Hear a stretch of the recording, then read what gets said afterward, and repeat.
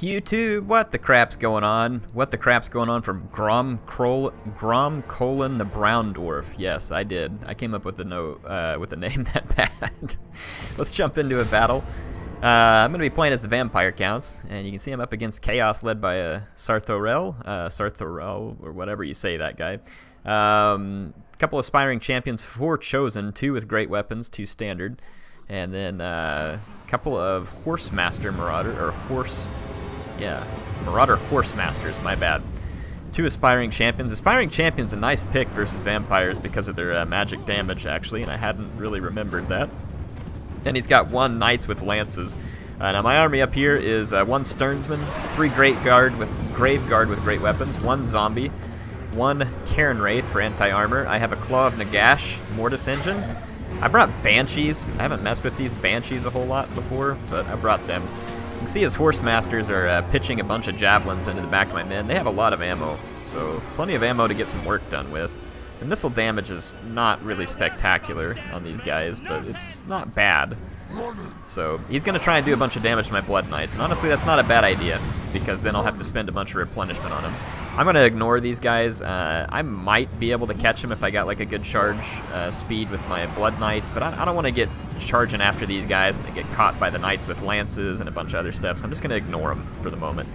And what I want to do is I want to go into combat with my Banshees, with my Grave Guard. I want to use the magic on Strigoi, like Invocation in the Heck, and I want to do an old school outlast Chaos, even though I know they outpower me, and use the Mortis engine and the magic of Strigoi to just outlast the forces of Chaos. So that's what I'm going to go for. We're going to watch the charges here. He's going to bring in his chosen with great weapons.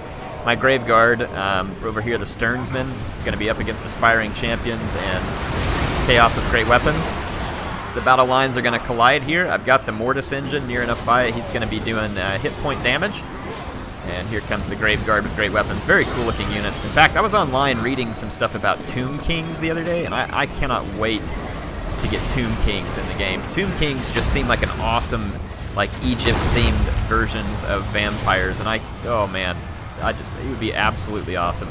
Now this Banshee over here, I lose track of it a little bit, and it's up against these aspiring champions, which is not a good place for it to be because it's up against a unit with magical attacks. And then same thing over here, he's put aspiring champions up where those units at. Now Sternsman is not an armor-piercing unit.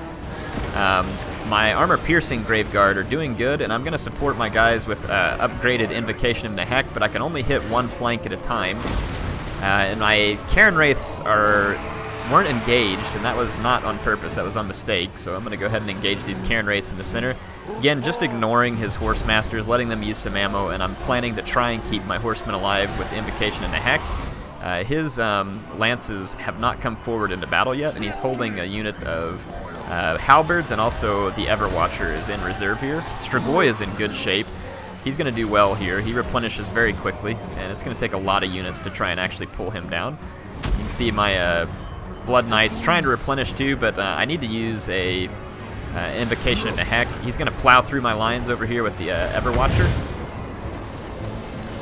If he hadn't brought these Horsemasters, Everwatcher would have been a huge risk from the Blood Knights, but the Horsemasters are at least wasting a ton of hit points on my guys here, and I'm not a huge fan of it. I'm going to move over to this flank. I couldn't hit this flank with the Invocation in the Heck, so I'm going to try and hold it off a bit longer by putting in a couple of nasty charges with my Blood Knights on his infantry, just to keep these guys away from my other flank. But you can see my Blood Knights are highly damaged from the Horsemasters, who continually throw javelins, and this has attracted the attention of his Knights with lances.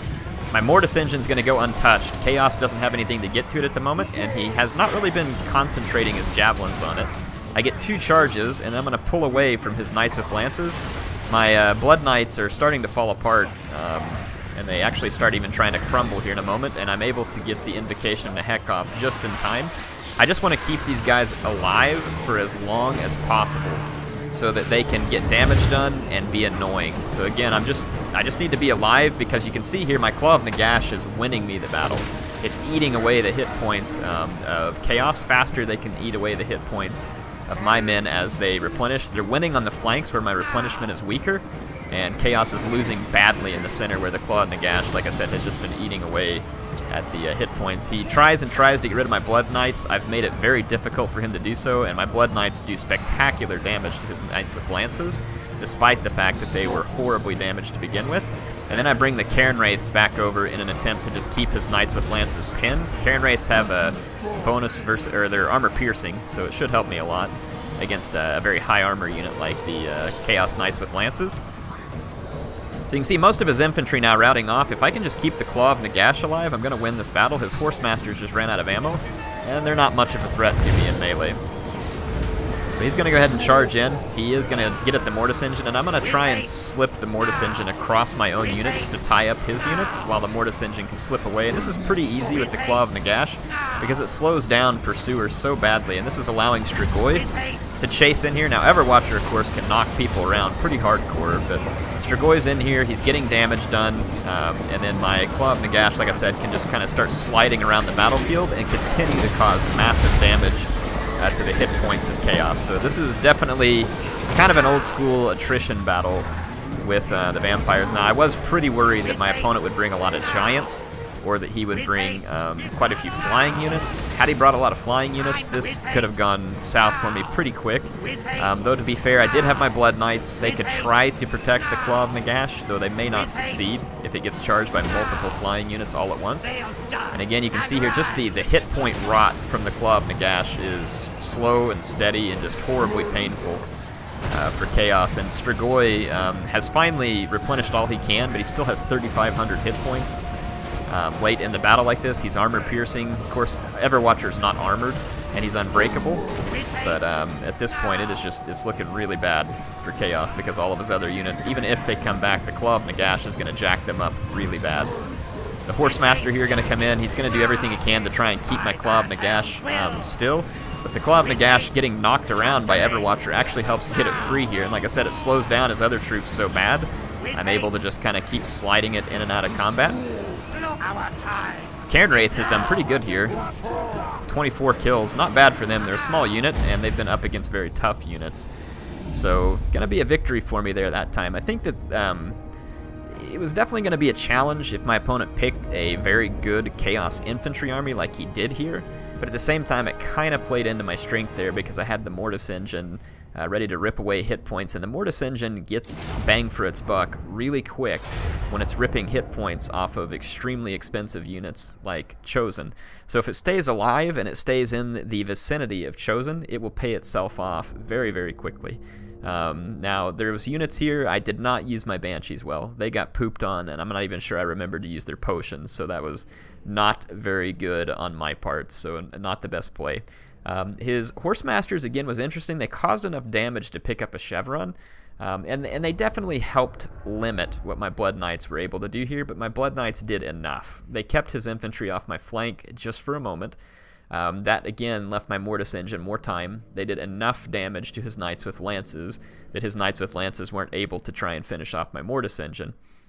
So again, it worked out in the end. Now, Sartharel, the Everwatcher, probably could have pounded his way around and kept up with my Mortis Engine. It would have slowed him down, and I could have tried to be very slippery with it, but the way he can pound through infantry very well might have worked. Really happy with the performance from the Cairn Wraiths here. I mean, it doesn't look like a ton of kills, but as an anti-armor unit, they're ethereal. They would have to watch out for aspiring champions, but otherwise they did pretty well, and Strigoi, of course, held his own here very well in this fight, getting in, helping against the Chosen. Decent performance, actually, here from one of these Graveguard. It picked up a Chevron, and 57 kills here isn't bad either, considering we were up against a lot of Chosen, so pretty happy with that. Now, I didn't expect much from the Stearnsmen when I saw all the Chosen. These guys were completely outclassed there, and even though they got Invocation into Heck, they got absolutely crapped on. So you see, none of my units really got very many kills, but in the end, the Chaos player, they lost because of the Mortis Engine. It stripped away their hit points over time, and that's one of the things that vampires can do to you. When you see this thing on the field, you can't ignore it, at least not permanently, and the longer you ignore it, it is going to cause significant damage to your infantry. And especially if you have a lot of elite infantry, or even cavalry for that matter, you have to keep that Mortis Engine away from them. The best way is to kill it. Skirmisher fire, which Chaos does not have, well, they do in the form of the Marauder Horsemen. They could try, but they have to get pretty close to it, and that's always kind of a risk. I think Chaos's best bet would be to have kind of a flying hit squad to dive in and try and take out the Mortis Engine. The vampires don't have a lot of great answers to the flying hit squad, and they're not the best anti-air faction themselves. They can challenge you in the air, and you have to watch out for it, but it's not typical to see them in that role. So, I mean, in my opinion, I would think with Chaos, your best chance is the flying hit squad. And so you use a lot of giants maybe to keep the vampire infantry busy, and then you have your flying squad go after some of the other key vampire targets. Aspiring Champion's definitely a good pick in case there's ethereal units there from the vampires. Hope you all enjoyed this. I will be back with more battles soon. HeirofCarthage, signing out. I appreciate all of you joining. You're fantastic viewers. I love making this for you, and I will see you soon.